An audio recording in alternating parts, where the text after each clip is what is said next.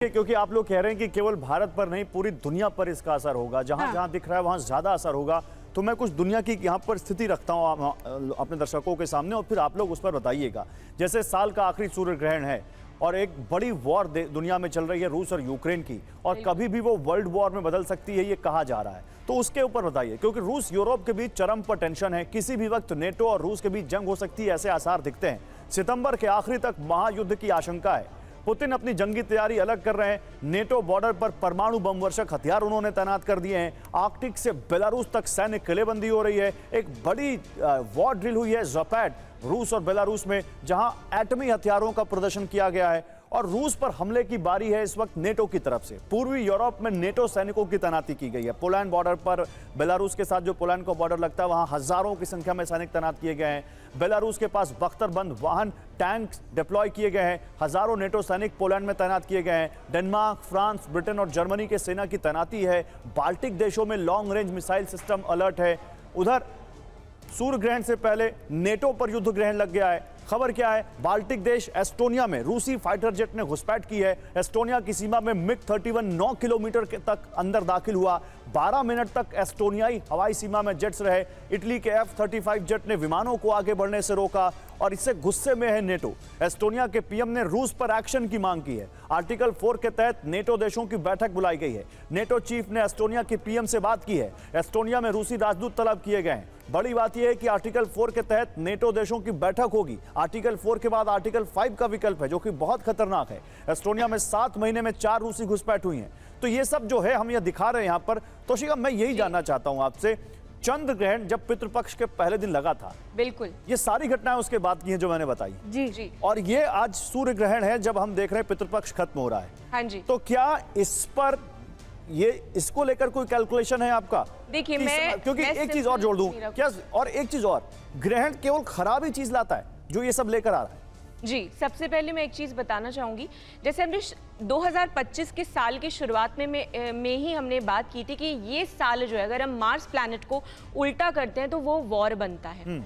Mars के M को जब हम करते हैं तो ये साल जो है आपका यहाँ पे वॉर्स का ईयर है। ये साल अटैक्स का ईयर है, ना केवल सिर्फ भारत के लिए बल्कि पूरे विश्व के लिए। अब बात करें कंट्रीज के लिए, देखिए स्टार्टिंग में एक चीज बताई गई थी और अभी मैं थोड़ा सा यहाँ पे ना गोचर यानी कि ट्रांजिट के बारे में बात करूंगी, ताकि दर्शक जो है ज्यादा बेहतर तरीके से समझ सके कि युद्ध की स्थितियां जो है अभी क्यों बढ़ रही हैं और ज्यादा क्यों बढ़ेंगी।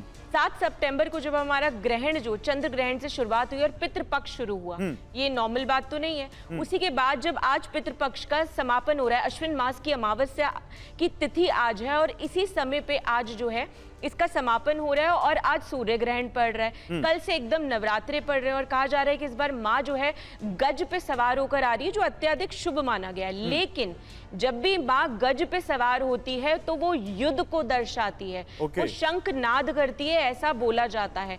और गोचर के लिहाज से बात करें तो देखिए, गुरु जो प्लैनेट है, जुपिटर जो प्लैनेट है, जो सबसे बड़े प्लैनेट है, वो इस समय पे अतिचारी है, यानी अपनी सुपर स्पीड पर है। यहाँ पे शनि की बात करें तो शनि ग्रह जो इस समय पे वक्री है, जो 28 नवंबर को जो है अपनी पोजीशन डायरेक्ट करेंगे। और गोचर की अगर बात करूं, जैसे मैंने बताया, सूर्य चंद्र और बुध की युति बन रही है आपकी यहाँ पे वर्गो साइन में।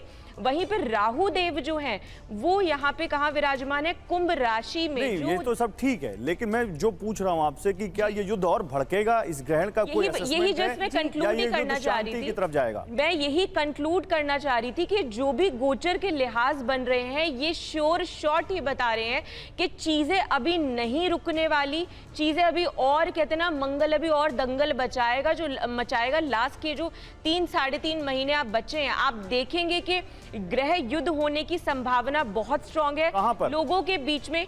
देखिए जी बताती हूँ। सबसे पहले तो रूस के लिए अगर बात करें तो बिल्कुल भी अच्छा समय नहीं दिख रहा है यहाँ पे। यहाँ उनकी गवर्नमेंट के लिए अच्छा समय नहीं है। जो भी डिसीजंस वो लेंगे, कहीं ना कहीं जो है हो सकता है कि उनको मात खानी पड़े।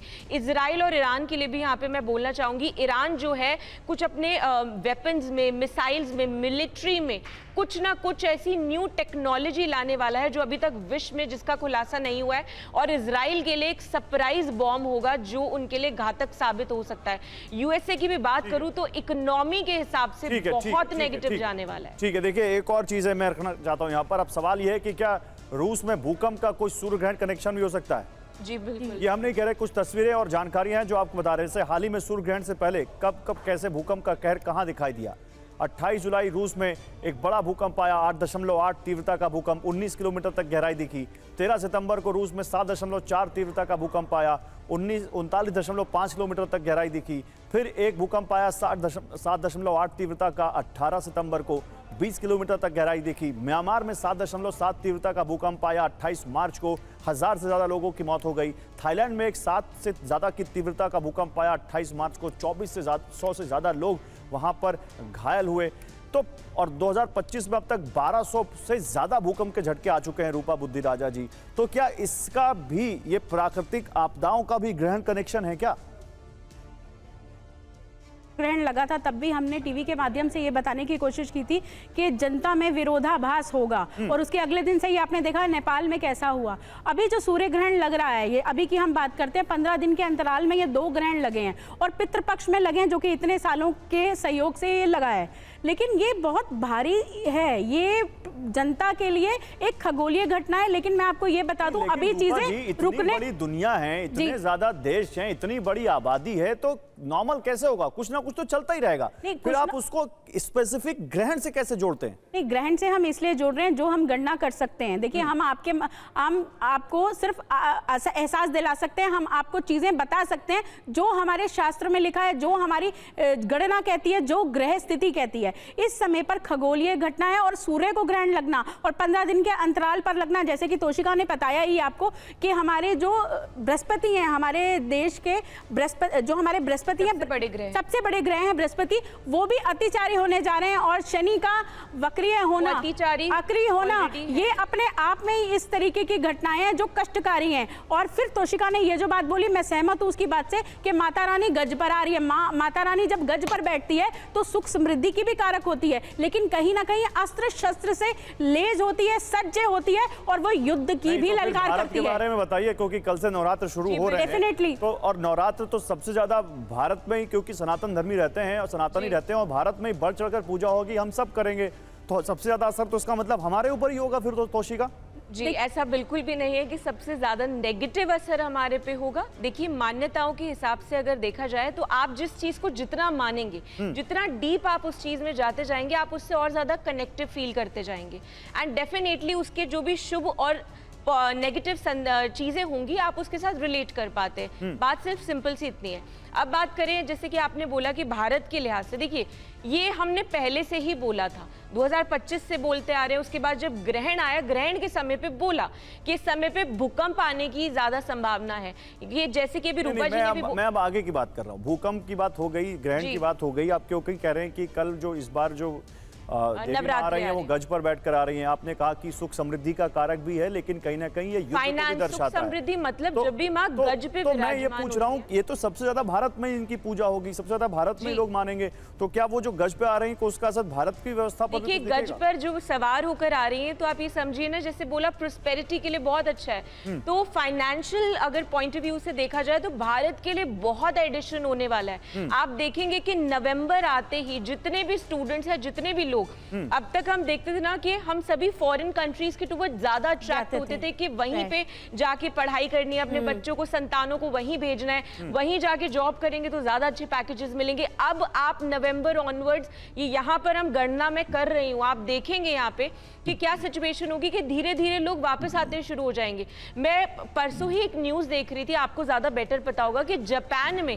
ऐसी स्थिति बन रही है कि जहां पर लोग जापान की कंट्री को छोड़कर वापस अपनी कंट्री में आना चाह रहे हैं। तो आप देखेंगे कि विश्व में ओवरऑल होने वाला है, और इंडिया के लिए फाइनेंशियली बहुत अच्छा रहने वाला है, इंडिया के रिफॉर्म्स के लिए बहुत अच्छा रहने वाला है, मिलिट्री वेपन्स के लिए बहुत अच्छा, मतलब कोई हमसे पंगा नहीं ले पाएगा, तो लोगों को तो वापस आना ही पड़ेगा। नहीं, कोई पंगा नहीं ले पाएगा, नहीं तो मुंह की खाएगा।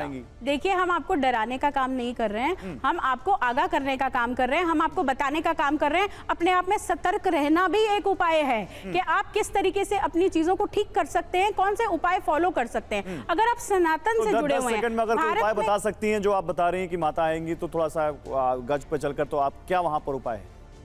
बताइए बुद्धिराजा जी। जी, माता गज पर आएंगे तो देखिए आप माँ की अर्चना करें। आप सभी राशियों को मैं बोलूंगी, देखिए जब सूर्य ग्रहण लगता है आप दान जरूर कीजिए, आप किसी की मदद जरूर कीजिए, आप गुड़ का दान कीजिए, अन्न का दान कीजिए, आप खाने की चीजों का दान कीजिए। ये एक महा उपाय है, इसको करने से आप सभी राशियों के, आप किसी भी राशि के हो, लेकिन आपको लेकिन कष्टों से रात हो गई, मुक्ति अब तो मिलेगी। सुबह उठ के दान करें, ग्रहण के बाद भी दान करें। ग्रहण के बाद पहला आपको स्नान करना होता है, दूसरा दान करना होता है मोक्ष काल में, ऐसा आपको करना होता है। ठीक है, बहुत शुक्रिया आपका रूपा जी, बहुत शुक्रिया आपका तोशिका जी हमसे जुड़ने के लिए। यहाँ पर देखिए ग्रहण क्योंकि इस वक्त जारी है, ग्रहण की तस्वीरें लगातार आ रही हैं भारत में, क्योंकि दिखाई नहीं दे रहा है इसलिए भारत की तस्वीर हम आपको नहीं दिखा पा रहे हैं। सुबह 3:23 तक ये सूर्य ग्रहण चलेगा। क्या होना चाहिए इस दौरान वो हमारी यहाँ पर जो 2 एक्सपर्ट्स हैं, 2 एस्ट्रोलॉजर हैं, उन्होंने आपको बताया ही है।